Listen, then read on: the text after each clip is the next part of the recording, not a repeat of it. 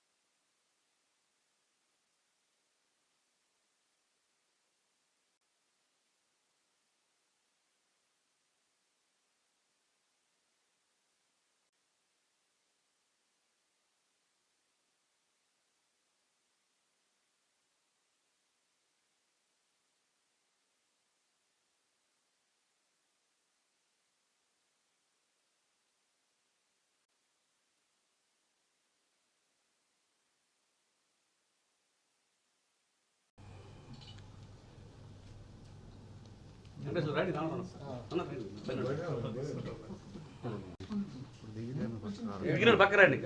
Okay sir.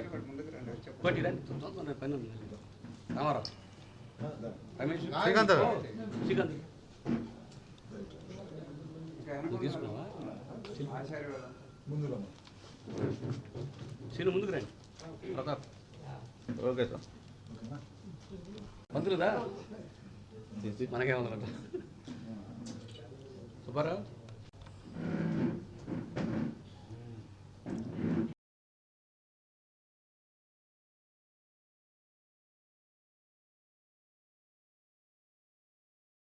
ప్రకాశం జిల్లా పంచాయతీ అధికారి ఎం వెంకటేశ్వర్లు శుక్రవారం అద్దంకి మండలం తిమ్మాయిపాలెంలో పర్యటించారు. ఎస్సీ కాలనీ సందర్శించి పారిశుద్ధ్య పనులను పరిశీలించారు. తడి పొడి చెత్త వేరు చేసి సేకరించాలని హరితరామ బాలులకు సూచించారు. గ్రామంలో మంచినీటి పథకం చుట్టూ ఉన్న పేడ దిబ్బలను తొలగించాలని సిబ్బందిని ఆదేశించారు. అనంతరం అద్దంకి ఎంపీడీఓ కార్యాలయంలో మీడియాతో మాట్లాడారు. ప్రజలకు సురక్షితమైన తాగునీరు అందజేసేందుకు చర్యలు తీసుకుంటున్నట్లు, బ్లీచింగ్ కలిపి క్లోరినేషన్ చేసి తాగునీరు సరఫరా చేయాలని సిబ్బందికి సూచించమన్నారు. జాబ్ కార్డు ఉన్న ప్రతి ఒక్కరికి ఉపాధి పనులు కల్పిస్తామన్నారు. గ్రామీణ ప్రాంతాల్లో పారిశుద్ధ్యం మెరుగుదలకు సంబంధించి, అదేవిధంగా మంచినీళ్ళు సురక్షితమైన మంచినీళ్ళు సరఫరా గురించి, ఉపాధి హామీ కూలీలకి పని కల్పించడం గురించి తిమ్మాయిపాలెం అద్దంకి మండలంలో గౌరవ మంత్రి గారు అన్ని గ్రామాల్లో పర్యటించి మా మండలంలో ఎక్కడ సమస్య లేకుండా చూడమని చెప్పడం భాగంగా ఈరోజు తిమ్మాయిపాలెం గ్రామాన్ని విజిట్ చేయడం జరిగింది. ప్రధానంగా మన యొక్క పీడబ్ల్యూ స్కీమ్ ద్వారా ప్రొటెక్టివ్ వాటర్ స్కీమ్ OHSRలో నీళ్లు ఎలా ఉన్నాయి, దాంట్లో క్లోరిన్ జరుగుతుందా లేదా, క్లోరినేషన్ చేస్తున్నా లేదా, నైట్రేట్స్ అదర్ టెస్ట్లన్నీ కూడా జరుగుతున్నా లేదా, అవన్నీ కూడా టెస్ట్ చేయించి మన ఇంజనీరింగ్ అసిస్టెంట్, పంచాయత్ సెక్రటరీ ఆ యొక్క పిట్స్ ఏదైతే ఉన్నాయో ఆ పిట్స్ అన్ని కూడా క్లీన్ చేసుకోవటం, వాల్స్ క్లీన్ చేసుకోవటం, ఆ వాల్స్ దగ్గర పాచి పట్టకుండా బ్లీచింగ్ కలపటం, బ్లీచింగ్ జల్లి క్లీన్ చేసుకోవటం, అవన్నీ కూడా చేయమని చెప్పాం. ఆ చుట్టుపక్కల పీడబ్ల్యూ స్కీమ్ చుట్టుపక్కల గేదెలు కట్టేస్తే ఆ గేదెలను కూడా అక్కడ లేకుండా చేయమని చెప్పడం జరిగింది. ఇంకా నీళ్ళని కూడా ప్రతి ఇంటికి కుళాయి ద్వారా మంచినీళ్ళు సరఫరా జరుగుతూ ఉంది. ఇంకా తిమ్మాయిపాలెం సంబంధించి ప్రజలు ఫిల్టర్ చేసి మాకు నీళ్ళు ఇవ్వాలంటే కొన్ని రోజులు పాచిగా వస్తున్నాయంటే వాటన్నిటి కూడా బ్లీచింగ్ చేయించి సురక్షితంగా మంచినీళ్ళు ఇవ్వడానికి ప్రత్యేక చర్యలు చేపడుతున్నాం. అదేవిధంగా పారిశుద్ధ్యం విషయంలో ప్రతి ఇంటికి ప్రతిరోజు పారిశుద్ధ్య కార్మికులు వెళ్ళి తడి చెత్త పొడి చెత్త వేరు చేసి మన యొక్క చెత్త సేకరణ జరగాలి. ఈ కార్యక్రమం మంచిగా జరిగే కార్యక్రమం జరుగుతూ ఉంది. దీనికి సంబంధించి అందరూ కూడా అన్ని గ్రామాల్లో మన యొక్క పారిశుద్ధ్య కార్యక్రమం ఉదయం 6 నుంచి 11 గంటల వరకు వాళ్ళ యొక్క గ్రామాలని తిరగటం, ఆ గ్రామాల్లో ప్రతి ఇంటి నుండి చెత్త సేకరణ చేయటం, తడి చెత్తకు సంబంధించి ఈ ఎస్ఎంబిపి షెడ్ ద్వారా వానపాములు తయారు చేయడం, పొడి చెత్తకి సంబంధించి స్వచ్ఛరథంలో ఇనప వస్తువులు కావచ్చు, ప్లాస్టిక్ వస్తువులు కావచ్చు, తర్వాత మనకి పేపర్లు కావచ్చు, అట్ట ముక్కలు కావచ్చు, అట్టపెట్టెలు కావచ్చు, గాజు సంబంధించినటువంటి సీసాలు కావచ్చు, ప్లాస్టిక్ బ్యాగ్స్ కావచ్చు, పాలిథిన్ కవర్స్ కావచ్చు, ఇవన్నీ కూడా కేజీ లెక్కన స్వచ్ఛరథం ద్వారా మేము ప్రజలకి వస్తువు మార్పిడి విధానం ద్వారా ఇవ్వడం జరుగుతుంది. ఒక కేజీను పాత ఇనుము 20 రూపాయలు అయితే వాళ్ళు నిత్యావసర వస్తువులు, ఇంట్లో అవసరమైన వస్తువులకి మైదా పిండి కావచ్చు, అదేవిధంగా మనకి వాళ్ళు సర్ఫ్ ప్యాకెట్లు, సోపు, ఉల్లిపాయలు, అదేవిధంగా అక్కడ ఉన్నటువంటి డెటాల్ ప్యాకెట్లు కావచ్చు, అదేవిధంగా పిల్లలు తినడానికి అవసరమైనటువంటి వస్తువులన్నీ కూడా స్వచ్ఛరథంలో ఉన్నాయి.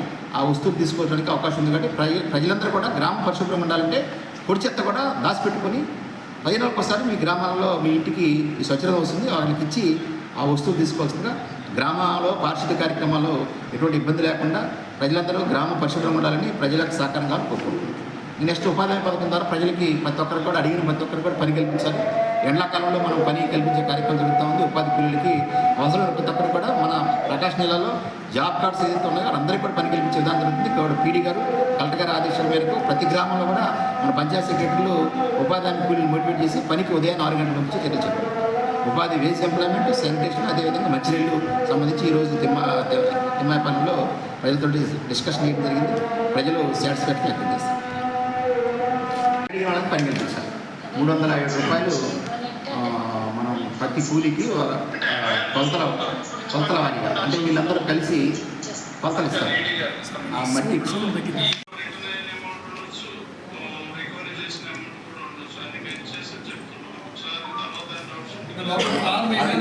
మీకు ప్రమోషన్ ఇవ్వాలంటే మీరు మీ పంచాయతీ మీద దృష్టి పెట్టండి. మీకు ప్రమోషన్ దృష్టి పెట్టండి.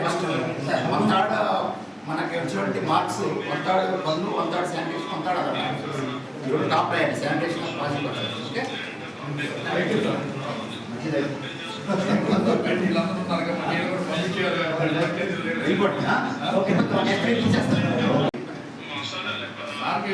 వస్తుంది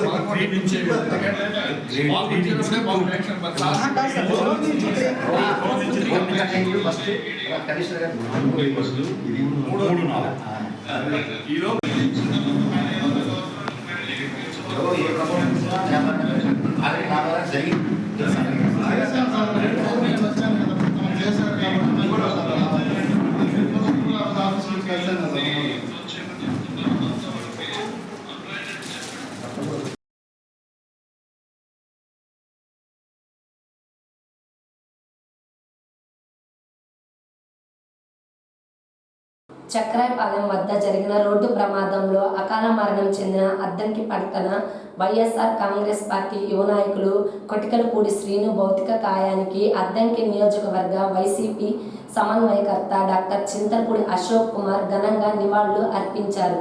శుక్రవారం అద్దంకి ప్రభుత్వ వైద్యశాలలో ఉంచిన శ్రీను మృతదేహాన్ని అశోక్ కుమార్ సందర్శించి పూలమాలలు వేసి అంజలి ఘటించారు. పార్టీ కోసం ఎంతో చురుగ్గా పనిచేసే యువ నాయకుడిని కోల్పోవడం పార్టీకి తీరని లోటని ఆయన ఆవేదన వ్యక్తం చేశారు. అనంతరం మృతుని కుటుంబ సభ్యులను పరామర్శించి వారికి ధైర్యం చెప్పారు. పార్టీ అన్ని విధాలుగా అండగా ఉంటుందని ఈ సందర్భంగా హామీ ఇచ్చారు. శ్రీనుకు నివాళులు అర్పించిన వారిలో బాపట్ల జిల్లా వైఎస్ఆర్సీపీ ఉపాధ్యక్షుడు జ్యోతి హనుమంతరావు, అద్దంకి పట్టణ అధ్యక్షుడు కాకాని రాధాకృష్ణమూర్తి, పలువురు ముస్లిం మైనార్టీ నాయకులు మరియు స్థానిక వైఎస్ఆర్సీపీ నాయకులు, కార్యకర్తలు పెద్ద సంఖ్యలో పాల్గొన్నారు. యువ నాయకుడి మృతితో అద్దంకి పట్టణం విషాద ఛాయలు అలుముకున్నాయి.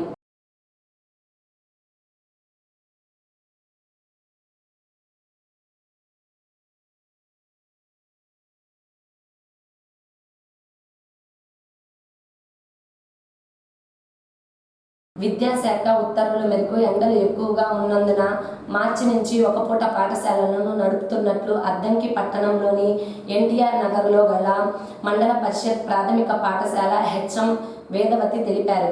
ఉదయం 7:45 నుండి మధ్యాహ్నం 12:30 వరకు పాఠశాల జరుగుతుందని, మధ్యలో పిల్లలకు చిక్కీలు ఇస్తున్నామని, ప్రభుత్వం వారు అందిస్తున్న డొక్కా సీతమ్మ మధ్యాహ్న భోజన పథకం మెనూ ప్రకారం అమలు చేస్తున్నామని, పాఠశాలలో 107 మంది పిల్లలు ఉన్నారని, 95% ఇక్కడే భోజనం చేస్తున్నారు.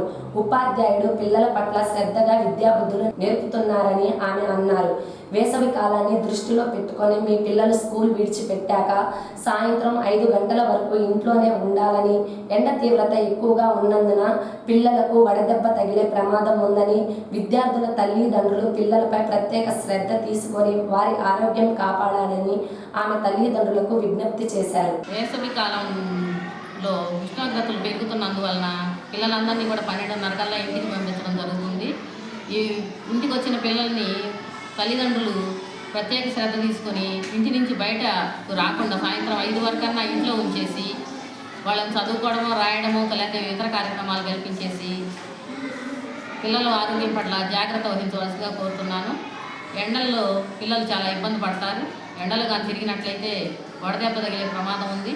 కాబట్టి ఆడపిల్లలైనా మగపిల్లలైనా ఎవరైనా సరే బయట తిరగకూడదు. ఈ ఎండలకు పెద్దవాళ్ళకే ఇబ్బంది వస్తుంది. కాబట్టి చిన్నపిల్లలను బట్టి చిన్నపిల్లల గురించి మీరు తల్లిదండ్రులందరూ కూడా విద్యార్థుల ఆరోగ్యం పట్ల శ్రద్ధ తీసుకోవాల్సిందిగా ఈ సందర్భంగా కోరుతున్నాను. మండల పరిషత్ ప్రైమరీ స్కూల్ ఎన్టీఆర్ కాలనీలోని పాఠశాలలో నేను పిఎస్హెచ్ఎంగా పనిచేస్తున్నాను. నా పేరు మధ్యలేని వేదవతి. ఈ సంవత్సరం నుంచే ఇక్కడ నేను పిఎస్హెచ్ఎంగా వర్క్ చేస్తున్నాను. మా పాఠశాలలో 107 మంది పిల్లలు ఉన్నారు. డైలీ సుమారుగా 95 దాకా అటెండెన్స్ ఉంటుంది. ప్రతిరోజు ఈ ఎండలు ఎక్కువగా ఉండడం వల్ల విద్యాధికారుల ఉత్తర్వుల మేరకు మార్చి 15 నుంచి ఒక పూట స్కూల్స్ రన్ చేయడం జరుగుతుంది. ఉదయం 7:45 కల్లా పిల్లలందరూ వచ్చేస్తారు. అసెంబ్లీ కండక్ట్ చేసుకుని 8 o'clock నుంచి మేము క్లాసెస్ రన్ చేస్తాము. డొక్కా సీతమ్మ మధ్యాహ్న భోజన పథకంలో మెనూ ప్రకారము పౌష్టికాహారం పిల్లలకు అందిస్తున్నాము. 95% పిల్లలు పాఠశాలలోనే భోజనం చేస్తారు. బాగానే తయారు చేస్తారు. మేము టీచర్స్ కూడా బాగా టేస్ట్ చేసి ప్రతిరోజు ఫీడ్బ్యాక్ ఇవ్వడం జరుగుతుంది. 12 గంటల తర్వాత 12-15 టైంలో పిల్లలకు భోజనం పెడతాము. డే బై డే చిక్కీ ఇస్తాము. ఆఫ్టర్నూన్ 10:30 టైంలో పాఠశాలలో విద్యార్థులందరూ కూడా చక్కగా చదువుతున్నారు. మొన్నటిదాకా GFLN కార్యక్రమం జరిగింది. ఈ కార్యక్రమంలో పిల్లలందరినీ కూడా చదవడము, రాయడము, ఎక్కాలు, గుణకాల చతుర్విధ ప్రక్రియలు చేయడంలో పిల్లలందరినీ కూడా బాగా ఉపాధ్యాయులు కష్టపడి బాగా తయారు చేశారు. 5th క్లాస్ నుంచి 25 మంది పిల్లల్ని మేము హై స్కూల్కి పంపిస్తున్నాం. ఈ సంవత్సరం క్యాంపెయినింగ్ కూడా జరుగుతుంది. 1-2 సార్లు ఈ ఏరియాలో తిరగడం జరిగింది. ఇంకా రాబో 4 రోజుల్లో మేము ఇంటింటికి వెళ్ళి ఉపాధ్యాయులము 1వ తరగతిలో చేరే పిల్లల్ని, వేరే పిల్లల్ని జాయిన్ చేసుకోవడానికి క్యాంపెయినింగ్ చేయాలని నిర్ణయించాము. ఈ విధంగా మా పాఠశాల చక్కగా జరుగుతుంది. అన్ని ఫెసిలిటీస్ ఉన్నాయి. ప్రస్తుతానికి ఫ్యాన్లు కానీ ఏదైనా ఎండలకు పిల్లలు అంత ఇబ్బంది పడే పరిస్థితి లేదు.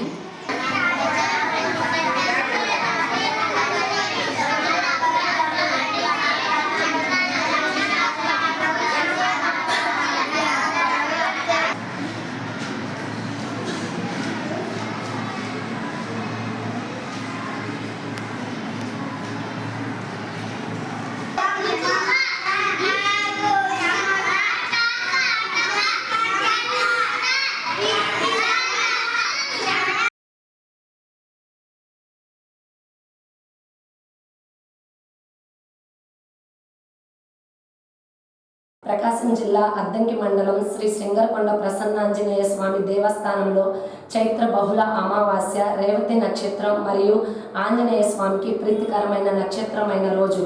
ఈ సందర్భంగా శుక్రవారం రోజున స్వామివారికి కదలి ఫలార్చన పూజా కార్యక్రమం అంగరంగ వైభవంగా జరిగినది.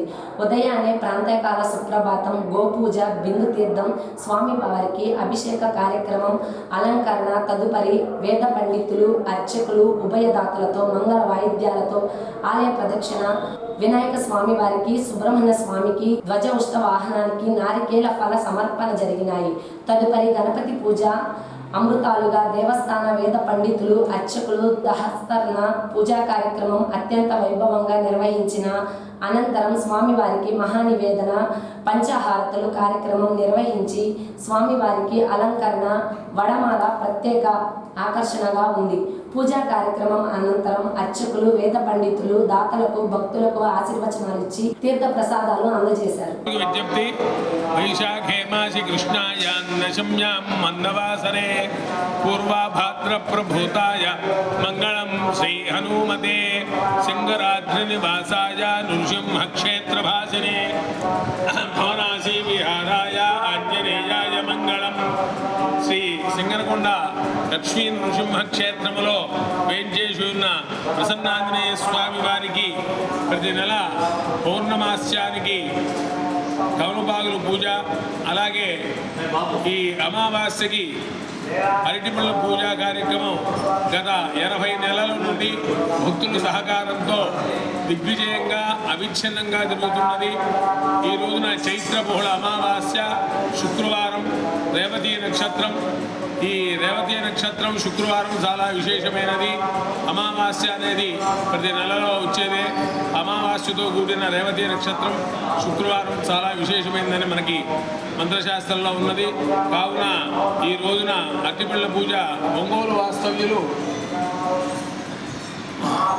అలాగే హైదరాబాద్ నుంచి కూడాను ఈ గాలి రామారావు గారని వారు సంయుక్తంగా ఇద్దరు కూడాను ఈ దాతృత్వంతో ఈ అరటిపళ్ళ పూజా కార్యక్రమం ఇప్పుడు ఆలయ ప్రదక్షిణము, ఆలయ పరివార దేవతలకి నారికేల ఫల సమర్పణ హారతితో కార్యక్రమం ప్రారంభమయ్యి మొదటి ఆవృత్తి పూజ మొదలుపెట్టారు. ఈ 11 ఆవృత్తులు అయిన తర్వాత స్వామివారికి అరటి మాలలతో స్వామివారికి విశేషంగా అలంకరణ చేసి స్వామివారికి హారతి మంత్రపుష్పం అయ్యి స్వామివారికి చాలా విశేషమైన అలంకారం చేస్తారు. తర్వాత 50 మంది భక్తులు ఆ అలంకార దర్శనం చేసుకొని తీర్థప్రసాదం స్వీకరించి స్వామి అనుగ్రహం పొందవలసిందిగా కోరుతున్నాము. రేపటి నుంచి వైశాఖ మాసం ప్రారంభము. వైశాఖ మాసంలో దీన్నే ఈ వైశాఖ మాసాన్నే మాధవ మాసం అని సంస్కృతంలో అంటారు. ఈ వైశాఖ మాసంలో స్వామివారికి ఈ వైశాఖ మాసం మొత్తం కూడా చాలా పరమదివసము. మన ఆంజనేయ స్వామివారి హనుమత్ జయంతి, నరసింహ జయంతి, పరశురామ జయంతి, అలాగే అక్షతదియ, ఈ శంకర జయంతి, ఈ విశేషమైన పర్వదివసం మొత్తం కూడాను ఈ వైశాఖ మాసంలోనే వస్తాయి. ఈ వైశాఖ మాసంలో స్వామివారికి మల్లెపూలు, అలాగే మామిడి పళ్ళు, అలాగే స్వామివారికి ఈ చక్రం అంటే మజ్జిగ, అలాగే ఈ దాహార్తులకు మంచినీరు ఇస్తే చాలా విశేషమైన ఫలితం వస్తుందని మనకు వైశాఖ పురాణంలో ఉన్నది. కావున ఈ వైశాఖ మాసంలో స్వామివారిని దర్శనం చేసుకొని స్వామి తీర్థప్రసాదం స్వీకరించి స్వామి అనుగ్రహం పొందవలసిందిగా కోరుతున్నాము. వైశాఖ మాసంలోనే మే 9వ తారీఖు దగ్గర నుంచి 14వ తారీఖు వరకు 5 రోజులు స్వామివారి హనుమత్ జయంతి ఉత్సవాలు చాలా వైభవంగా జరగడానికి దేవస్థానం వారు సన్నాహాలు చేస్తున్నారు. కావున 50 మంది భక్తులు ఈ రోజున స్వామివారి అరటిపళ్ళ దర్శనం, అలంకార దర్శనం చేసుకొని స్వామివారి తీర్థప్రసాదం స్వీకరించి స్వామి అనుగ్రహం పొంద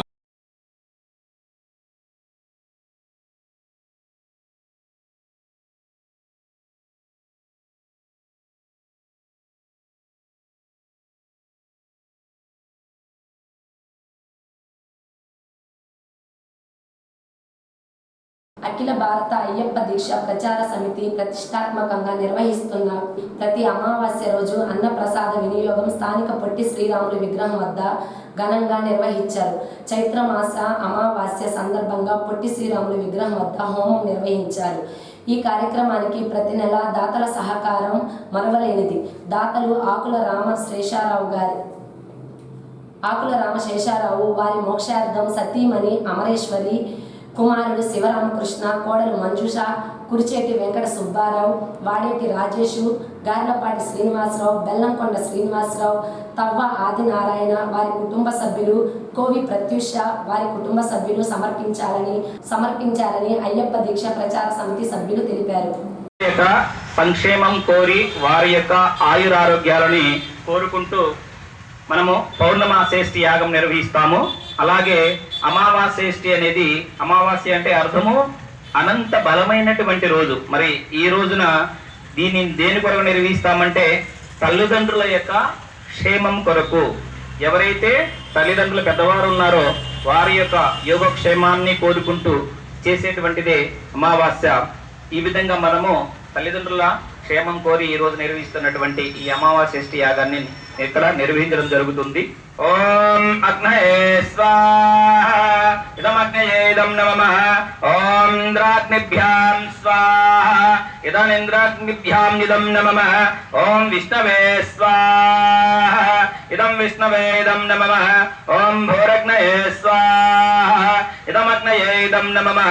ఓం భవనవాయవే స్వాహా, ఇదం వాయవే ఇదం నమః. ఓం సురాదిత్యాయ స్వాహా, ఇదమాదిత్యాయ ఇదం నమః. ఓం భద్భవస్వరగ్నివాయవాదిదేభ్యः స్వాహా, ఇదమగ్నివాయవాదిదేభ్యः ఇదం నమః. ఓం యత్తే దేవా కృణ్వన్ భాగదేయమావాస్యే సంవసంతో మహిత్వా తేనానో యజ్ఞం విప్రహ విశ్వవారేరయం నో దేశభగే సవీరం స్వాహా. ఇదమమావాస్యేదం నమః. ఓం అహం అమావాస్యామావసంత శుక్రపామయే మే మయ దేవాభయే సాధ్యాతేంద్రశ్రేష్ఠాః సమగచ్చంతి సర్వే స్వాహా. ఇదం అమావాస్యేదం నమః. ఓం ఆఘంరాత్రే సంగమనే వశూనాం పుష్పం వస్వావేశయంతి అమావాస్యే హవిషా విదేమోఢ్యం దుహాన్ పయసాన ఆగన్ స్వాహా. ఇదమమావాస్యేదం నమః. ఓం అమావాస్యేన త్వహేతాన్యన్యా విశ్వారూపాని పరిభోజజాన యత్కామాస్తే జహమస్తన్నో.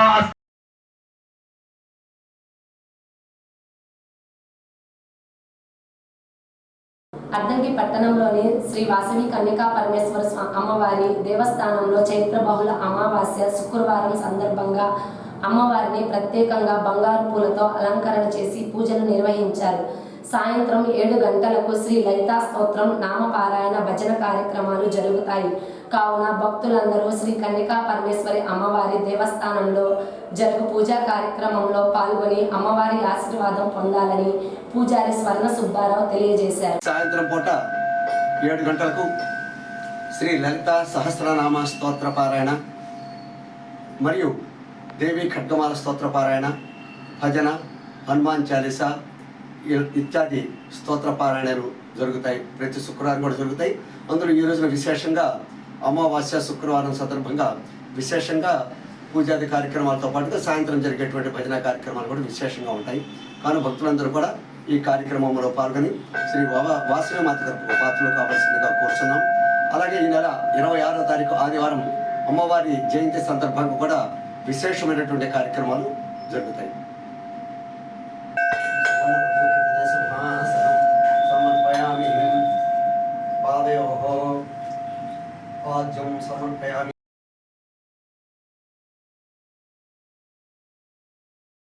ఏఎస్ఎన్ న్యూస్ ఇంతటితో సమాప్తం. నమస్కారం.